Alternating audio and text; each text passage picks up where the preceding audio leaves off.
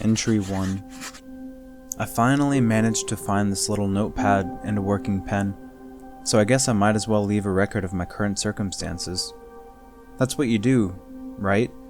When you're trapped in a liminal space? You write journal entries, notes, or something for the next poor soul to find. That's assuming you don't make it out yourself. I always said, if I had to die, I wanted it to be immersed in creepypasta. Wish granted. I don't think I'm going to die here. Well, maybe. Who knows? This place is certainly creepy and feels dangerous. But I digress. Let's start at the beginning. I go by Review Cultist. I'm a podcaster and reader of all things internet horror. I love collecting strange items and visiting places related to creepypastas. Hell, I went to West Virginia once just to drive by the spot where Ecor Falls is supposed to be. So, you can imagine my excitement when I was hiking in my local forest and found an old digital recorder in a plastic bag. I was thrilled. Even with the bag's protection, it took some time to clean it up once I got back home. But once I popped in some fresh batteries, it worked. There wasn't anything to play back as far as I could tell, so I did the tried and tested method of saying, "Test, testicles," into the mic to test the recorder itself, and it played back. Probably should have noped away from it when I heard my voice through the grainy speaker, but it was saying stuff I had never said, or at least I didn't recall saying at the time. Personally, I really enjoyed the setup for this story. The creature brought to mind Swamp Thing. This seemed to be the stuff from my show, Al Dente Rigor Mortis. On the show, my friends and I discussed and reviewed various creepypastas. Plug, even in a weird space. The weirdest part was, when a story's title was dropped in the fragmented sentences, it was one I knew we hadn't done yet. Also, as I would rewind and play things back, it would play new lines or discussions. At that point, I got really excited and a bit creeped out. I went to do what I usually do in these sorts of circumstances, grab my phone and send a message to one of my co-hosts, and maybe even post another update on Twitter about it. Problem was, I couldn't find my phone. I started to look around in futility, still clutching the recorder in my hand, and I must have hit something. The recorder's speaker suddenly crackled to life on full blast this time, and a high-pitched version of our show's intro music started playing. I'm not ashamed to say that it jump-scared me, and I dropped the recorder onto a leafy forest floor. I didn't even have time to fully process the sound of the leaves crunching, as the next thing I know, in the blink of an eye, my house had suddenly been replaced with a darkened forest. The jump and the sudden change in my surroundings caused me to trip up, and I fell over. This resulted in a sudden pain and the sound of my fat ass crushing the recorder under me. I sprung up and turned around to inspect the damage, and yeah, the recorder was in pieces. As I was looking at the bits strewn about and half pressed into the dirt, however, I noticed another recorder, and another.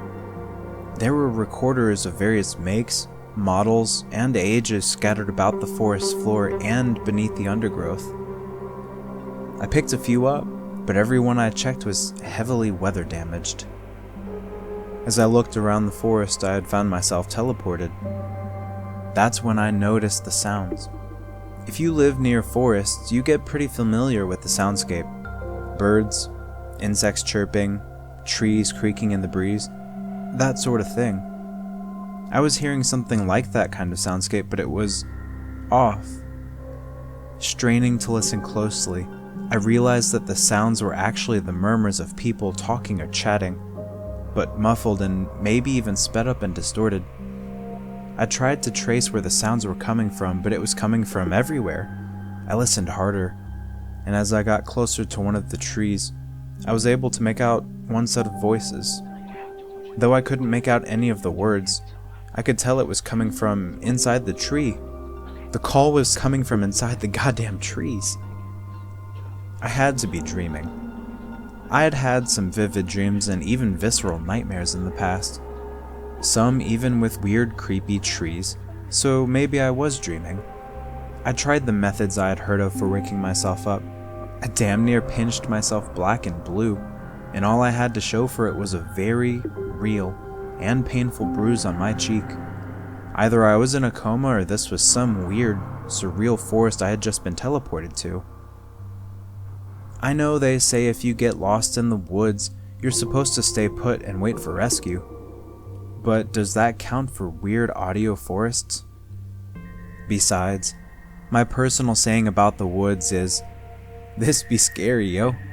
I didn't want to be out in the open when it got dark. I decided I should search for shelter, and it actually didn't take too long before I found a man-made path in the forest, though this trail proved to be quite the winding route. There wasn't a clear choice this way or that, so I just started walking in one direction along the path. The whole time I walked, the background sounds of the muffled voices continued playing. Occasionally I'd hear other footsteps behind me, and every time I looked back, there was nothing.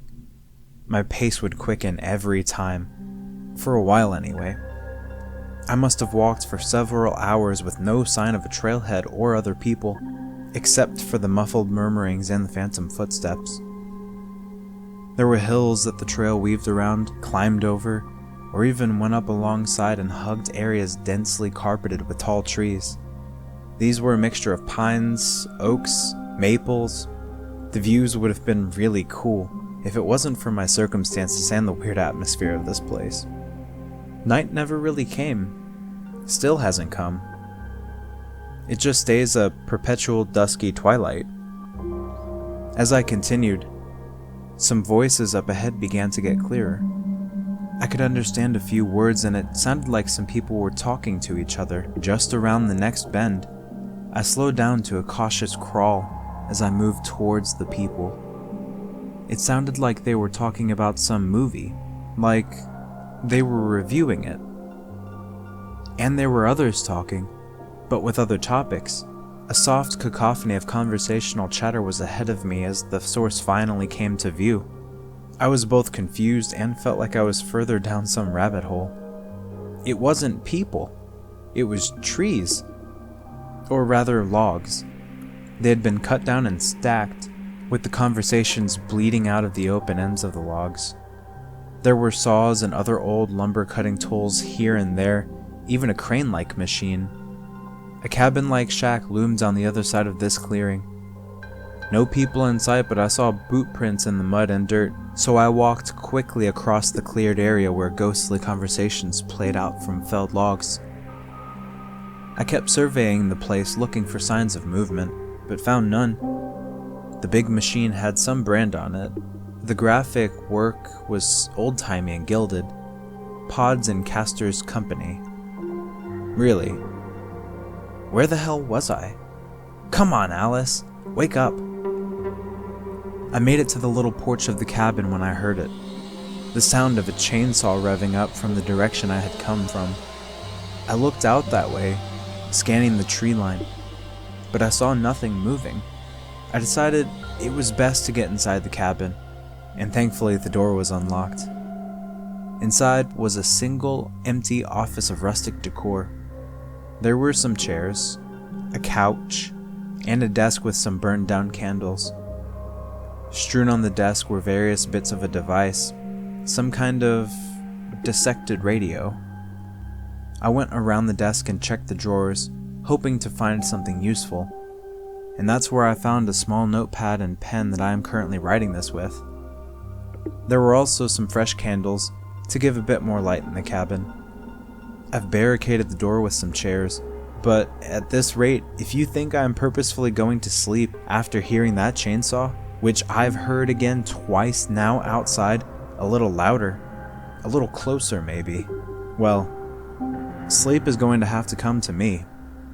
Just figured I'd get this down in case the person or thing welding the chainsaw gets in here and I end up, you know.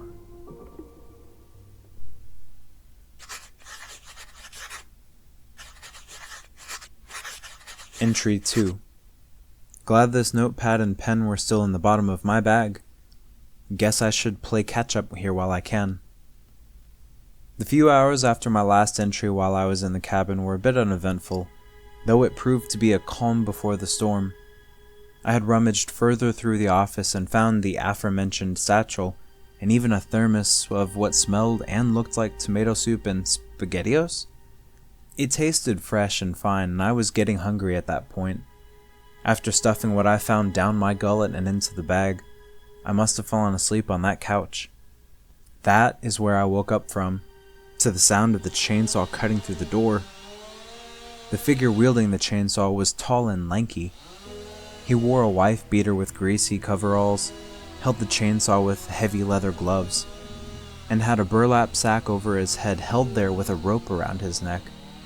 There was a V splashed in paint on the sack's front. His exposed skin seemed to be glowing faintly with a pale green. As he came crashing through the now destroyed door, I swear I heard a mechanical whirring and clicking sound from beneath the sack. I managed to put the desk between me and him. Though I was not taking this as bravely as I might read, I was definitely in flight mode, scrambling as best I could and trying desperately not to get near the saw blade. I was able to kick the desk into the tall guy's shins, and he backed up enough for me to vault past and escape through the door. That's where I saw the other one. Same outfit, wielding an axe, but this one had a big, bold B painted on the front of the sack over his head.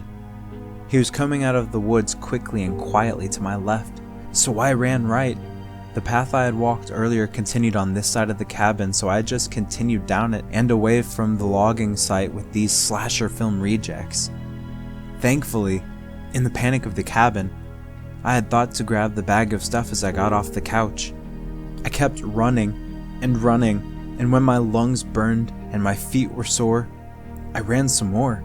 I tried my best to keep a lookout for various roots sticking up out of the path as well as what was in front of me. Last thing I wanted to do was trip or fall or run into another one of those loggers waiting in ambush. By the time I looked back, I couldn't see any sign of the glowing fiends, so I started to slow down and eventually crashed next to a large oak by the trailside. I shuffled behind it out of view just in case. The lighting was still gloomy dusk, and I tried my best to quietly start controlling my heavy, ragged breaths. Sweat was pouring down my face, and I tried to listen for any movement coming my way as I wiped it with my sleeve. All I could hear around me was more muffled murmurs from the trees. Leaning this close to the oak, I realized that I could make out part of the conversation through a burl directly above me. It was my co-hosts and I on Al Dente Rigor Mortis, where we started discussing a story, as we do, but yet again, I didn't recall the conversation. We also didn't mention the story's title as I listened to it, but it sounded like it involved Halloween. That's when, on the recording, there was a knock at someone's door. Mine by the sound of my recorded self's confusion. When I went to go check, headset unmuted, there was a loud crash. This was followed by screaming, panicked shouts, what sounded like fighting, then static. I listened to that static for a prolonged period, then decided I didn't want to stick around that tree any longer. Hearing my own voice and the sounds of my friends talking about stuff I had no recollection of was bad enough, but the distress of the latter part sent a chill down my spine. I decided I didn't want to have some kind of dissociative panic attack develop, so I hopped off and tried not to think about it much. As I got back up and on the path, I saw a light a ways down. I froze. It was a light that wasn't there before. Initially, I ducked back down in the ferns and brush, waiting to hear the chainsaws rev up. When all I heard was the murmuring forest, I poked back up to see the source of the light. It appeared to be a short old light post, near a building now on the side of the path. Another cabin-looking structure, a distance down where I had been heading, but definitely not there when I was running as far as I could tell. I approached the building cautiously, looking around and expecting something to happen. When nothing did, I went to the door and opened it, nearly jumping out of my skin when a brass doorbell above me chimed. Even from the dirty windows on either side of the door, I could tell there were lights on the inside. But I wasn't prepared for this as I entered. The interior was a cross between a modern gas station with fluorescent bulbs bathing everything in a soft humming light, and an old-timey trading post with rustic decorum and antiquated yet new-looking goods. My stomach grumbled as I looked at various snacks on the shelves.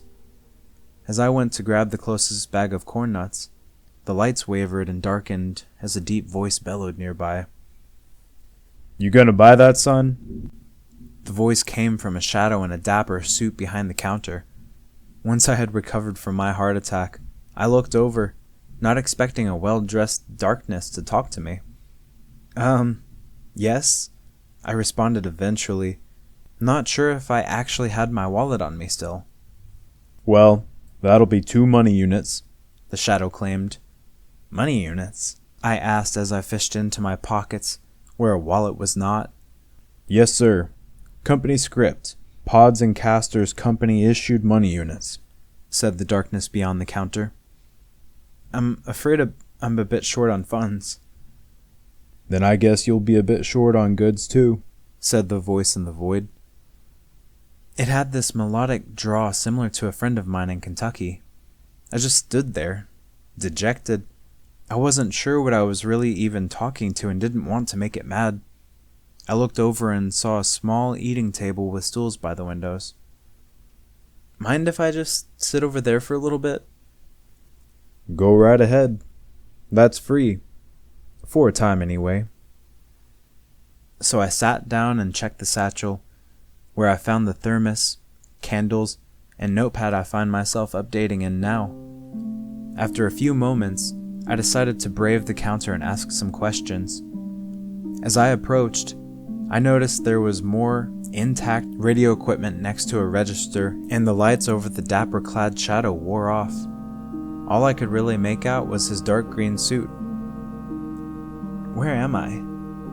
"Why, you're in Reverend's Goods, in partnership with Pods and Cast." "No, sorry.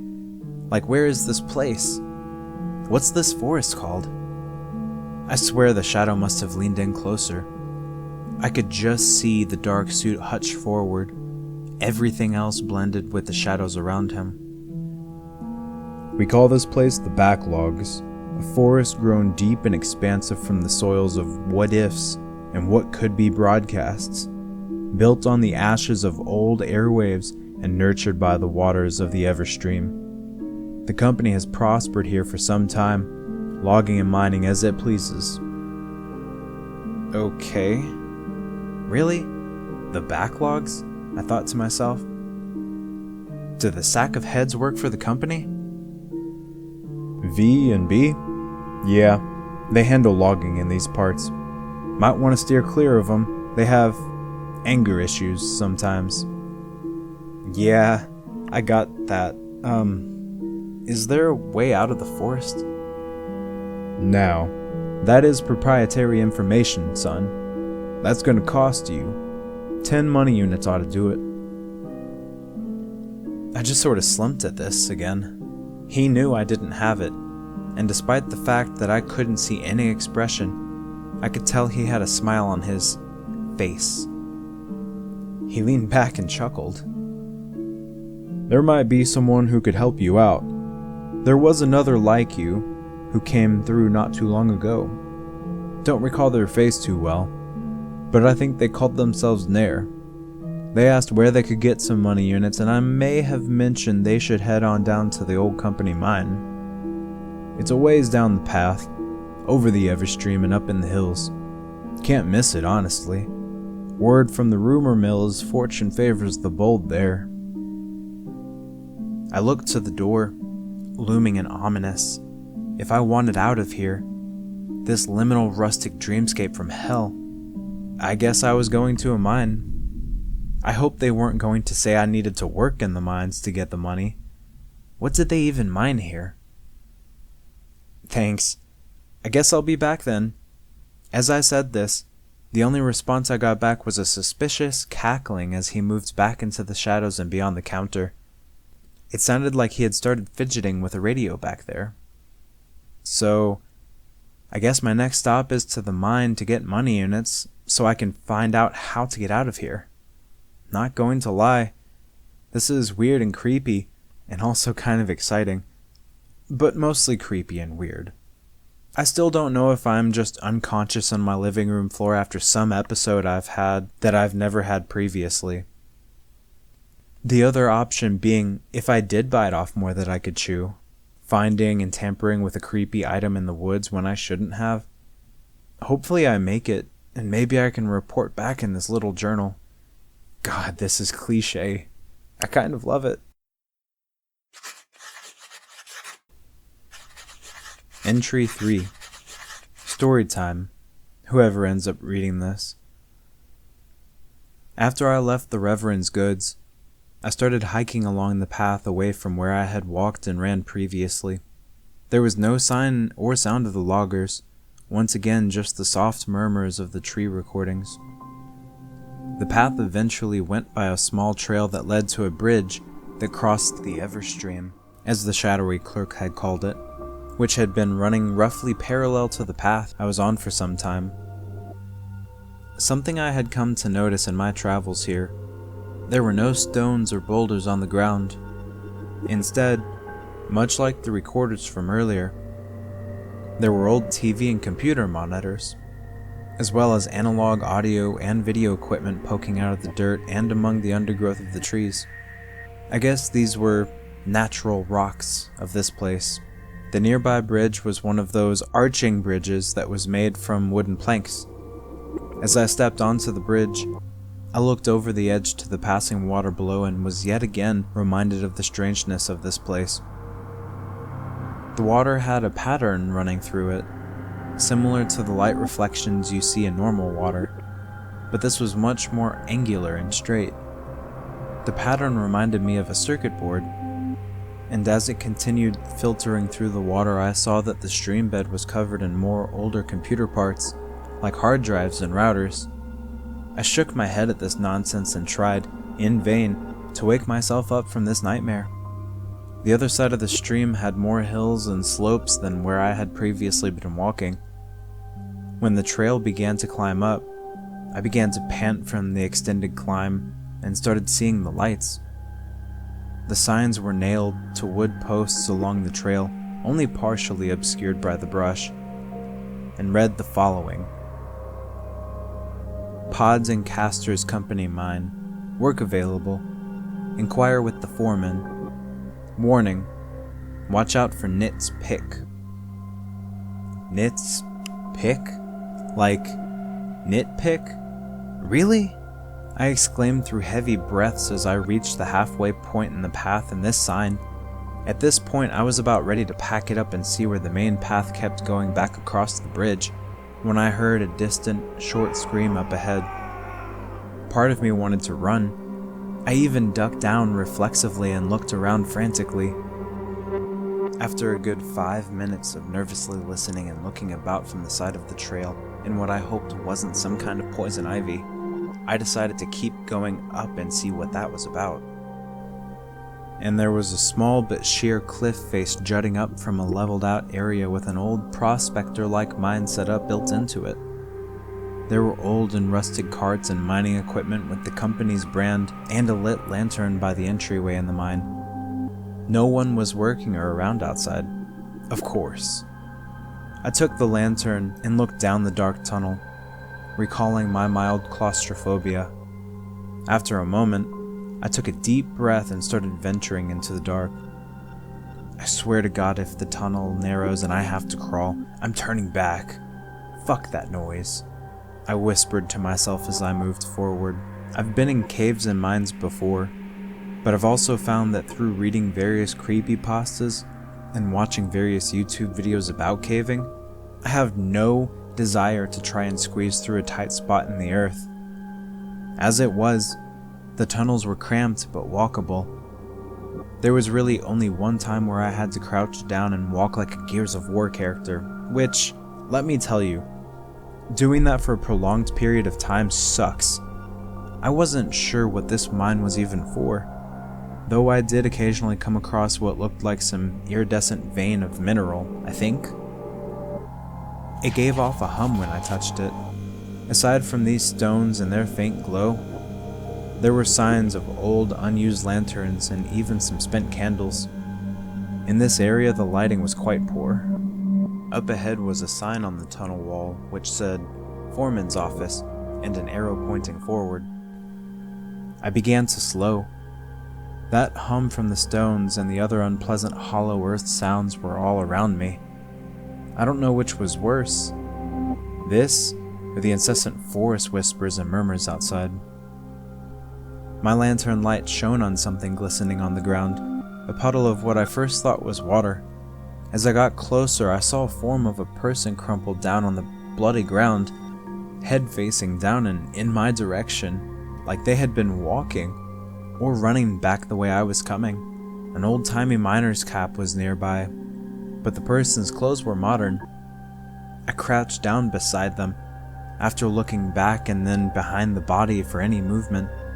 I didn't like what I had found. They were dead. I didn't need to check for a pulse. The back of their head was a mangled hole, like something large had pierced it. Maybe a pickaxe? I didn't even bother trying to lift to see their face. The smell of blood and brains was gradually starting to set in over me. Strangely, the smell didn't hit me till I knelt down to the body. Now that it was there, combined with the gruesome sight, all I could do was stop from puking up the SpaghettiOs from earlier. I decided to check their pants for any type of ID and money units, while fighting back the taste of tomato pushing up my throat. They didn't have a wallet, but they did have some paper and bills. The paper was postcard sized, and basically a worker's note stating their temporary worker status with the company, and their signed name, Nair A. Tor. I groaned, and not just from my rebelling guts. It's an in-joke from my podcast, which apparently is a thing here. The bills were company money units. About 15 of it in ones and twos and a 5. As I was putting those in my pocket and getting up away from the body is when I heard a new sound. Up ahead, there was a soft orange light, likely another lantern around the bend. Coming from that direction was a distinct clicking sound, like metal hitting haphazardly against stone. As I stood there in a moment of nervous paralysis, I saw the source of its welder.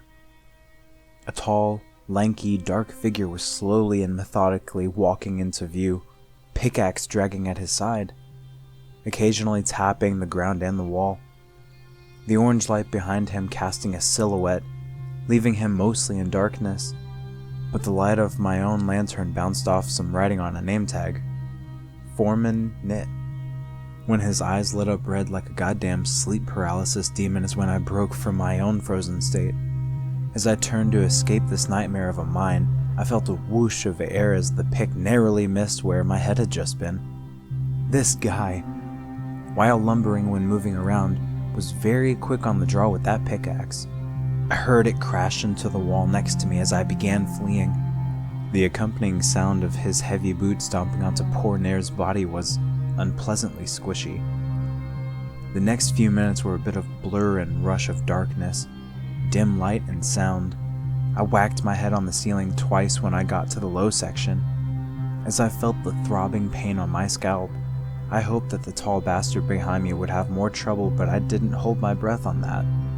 Eventually, I saw light at the end of the,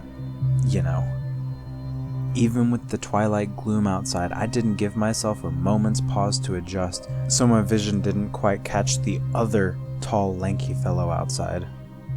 He quietly wielded a wood axe, and with a sack over his head. It was actually the repetitive clacking sound coming from beneath the cloth covering that gave me an indication of danger. I still ended up getting a nasty gash on my upper arm and immediately dropped the lantern that my hand was holding as I frantically weaved and ran by. The lantern must have smashed on the ground because I think I heard the sound of fire right before I tripped down the trail. I just proceeded to eat dirt, rolling and skidding a quarter of the way down toward the bridge.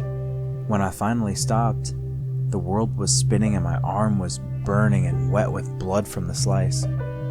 The wound wasn't deep, but I held it tightly with my other hand and tried to see where to go.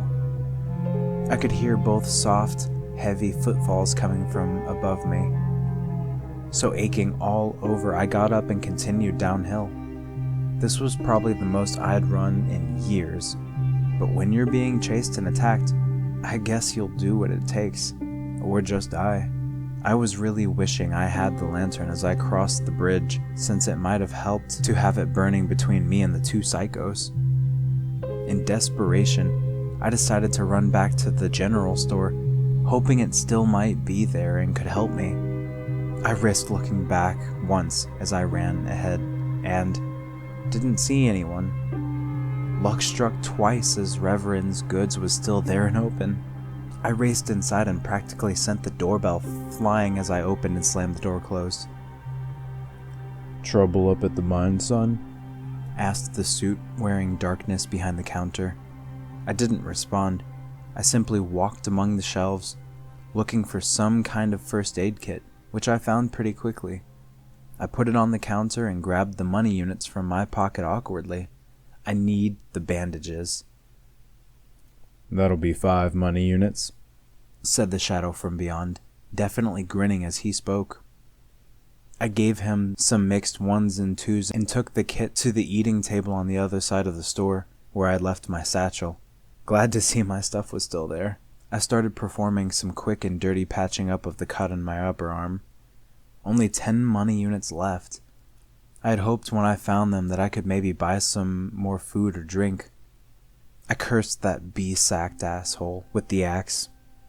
Nothing to be done about that any longer if I could get the info to leave. I could eat back at home. Maybe I'd buy a sausage farmer's wrap with the coffee. Or, fuck it, 2 farmer's wraps?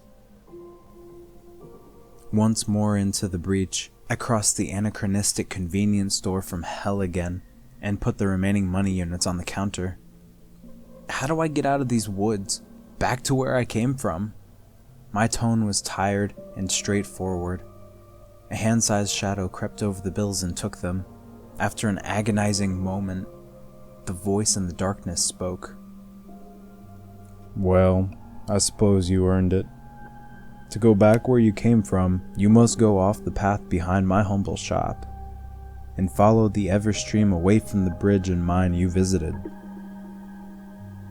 I just need to go back the way I came in the first place. I was getting a bit flustered. The darkness spoke calmly and casually. Follow along the stream back to the old tracks, into some of the oldest parts of the Backlogs. Then from there follow the tracks in the left direction. Them tracks go over the stream, so go left of the stream. Follow them for a spell and you'll make it back to where you came from. The shadow leaned back, as though leaning on the back of a seat. That's it? Well, you'll want to keep an eye out for echoes. Echoes? What are those? Like the logging psychos? As I asked this, the shadow moved closer again.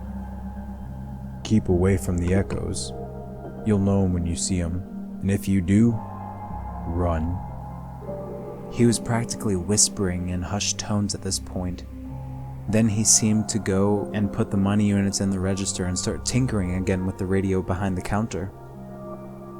So that's my next step. Follow a stream off path till I find a set of old rail tracks and follow them home. Guess I'll end up somewhere in the real world and can find my way back from there. Or, who the hell knows? Maybe the tracks will pop up right inside my house and I can just call it a day. A really weird, painful day. As I've been writing this last entry, I've been thinking whether I should leave this notepad here or take it with me. I still haven't decided, but I could post it online when I get back.